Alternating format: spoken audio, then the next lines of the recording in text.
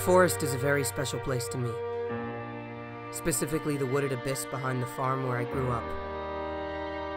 I'm obviously not the first person to admit that the city can get pretty crazy at times, and I'm not gonna lie, it's always incredibly comforting to know that no matter how far I stray in the world, these woodlands will always be here waiting for me. I'm lucky for that. Now that I'm back, I see my childhood home in a cold and still state of winter, all of the life drained from it.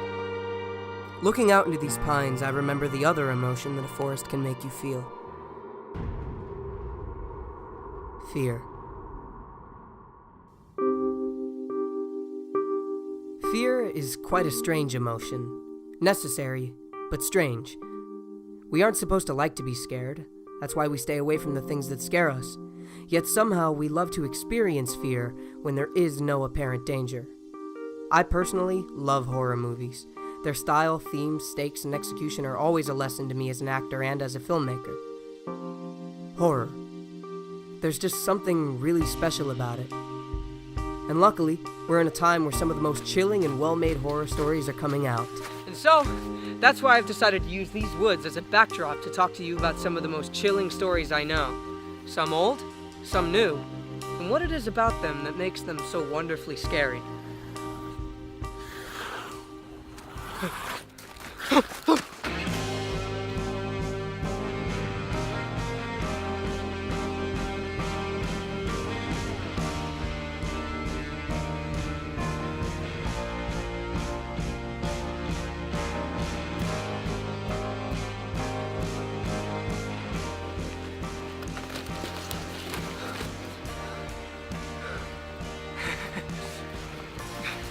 I thought it only fitting, seeing as that I'm in the New England wilderness, to talk about this really messed up story from A24 Films.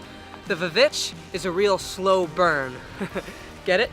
Taking place in the 1600s, right on the verge of the Salem hysteria, the film really takes its time, is shot gorgeously, and really creates an unsettling atmosphere for all involved. And yeah, I know it's actually called The Witch, but it's way more fun to say Vivitch, so... This is the type of film that you should really watch with the lights turned off.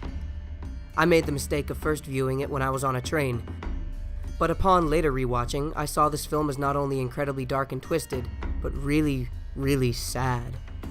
I honestly believe that if it wasn't for some obligatory horror scenes in the film, that it would be considered a historical drama, not a horror movie. But chilling nonetheless, The Vivitch is a big Vivin in my book. What? You're real? No, I said your movie was good!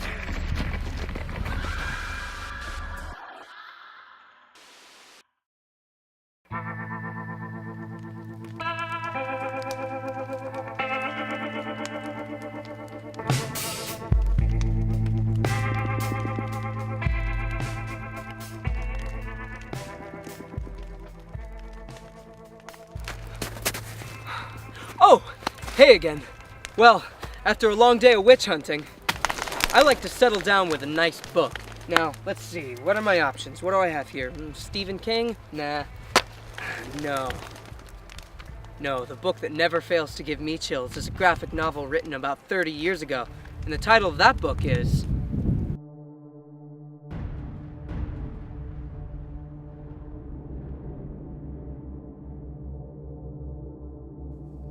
If you saw my previous video, you'll know that I love Batman.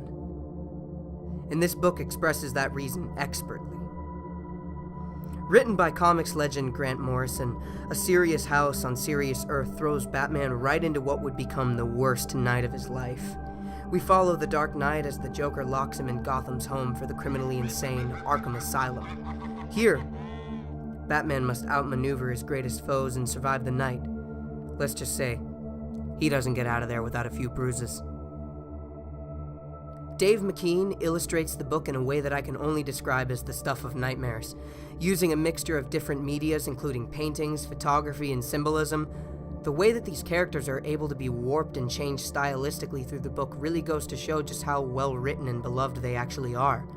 The book's premise has the Joker completely on the high ground, forcing Batman to question his own sanity, Joker is terrifying to look at in this style. Don't get me wrong, most everything is in this book, but damn, Joker just looks so much creepier than he ever has in the past, which is why it's so surprising to say that the Joker is the most lighthearted character in this book. And I say that very hesitantly because the things he does in this story are messed up to say the least, especially one particular joke he tells in it. But I won't spoil that for you. This book is serious as hell. It's morbid, it's brooding, it's Batman's worst nightmare. And a Batman horror story? Yeah, that's something I'm always going to be excited for.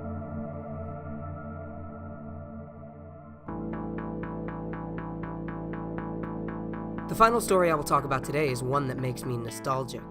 When I first moved to New York City, I got really into anime, and while I still appreciate its style and story types, this next one is the only film to really terrify me.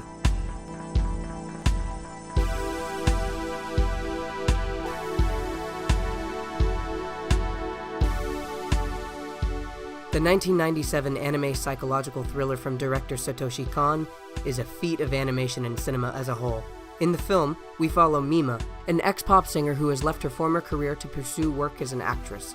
The interest and tension of the film comes directly from Mima's growing anxiety, fear, and ultimate depression as she faces threats from fans, words from her team that worry her that she's made the wrong career move, and above all that, she has a stalker that is impersonating her online. Mima faces a completely new world where she has totally lost her sense of identity, is being led in many different directions, and faces decisions that cause her to do things that are pretty hard to watch. I won't give any spoilers here, but if you want more information on why Perfect Blue is terrifying, then definitely check out this video by Super Eyepatch Wolf. He's got some amazing points about it. Guys, Perfect Blue is one of my absolute favorite films, and I strongly urge everyone to watch it. Much like its title suggests, it's perfect.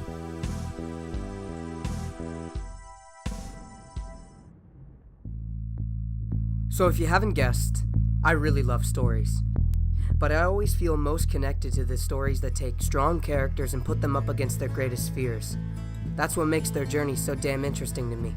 Of course, all of the fears presented by these stories today are not physical or real dangers to the characters. Instead, these stories target what the characters and by association the audience value and hold dearest. And that is the fear of losing themselves and the perception of who they are. So, what should we take away and learn from these stories? That we should never try anything new because it might make us lose our identities? Or that we should live in constant fear of the unknown because it might change us? Well, I'm not sure about all that, but I'll leave you with a quote by author Doug Cooper that I believe gives us a pretty great answer. Identity cannot be found or fabricated, but emerges from within when one has the courage to let go. And what's so scary about that?